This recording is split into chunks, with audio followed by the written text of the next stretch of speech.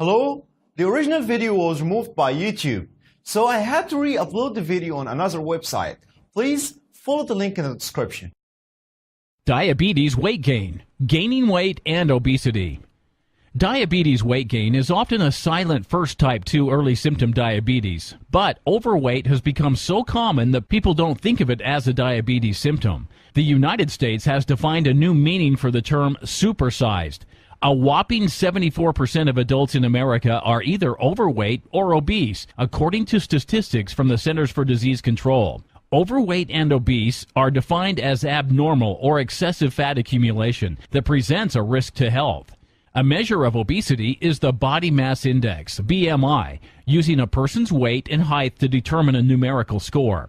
A person with a BMI of 30 or more is generally considered obese. A person with a BMI equal to or more than 25 is considered overweight. Worldwide, obesity has more than doubled since 1980, according to the World Health Organization. Once considered a problem only in high-income countries, overweight and obesity are now dramatically on the rise around the world in low- and middle-income countries. Diabetes weight gain is more serious than worrying about a little muffin top when you zip your jeans. Obesity, overweight, and excessive hunger increases diabetes weight gain are type 2 diabetes symptoms and pose a major risk for serious diet-related chronic diseases, including diabetes, cardiovascular disease, hypertension and stroke, and certain forms of cancer.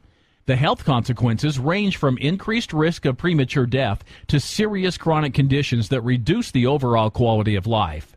Next to diabetes weight gain, other serious signs of type 2 diabetes symptoms include blurry vision, slow-healing sores, tingling in the hands and feet, or recurring infections.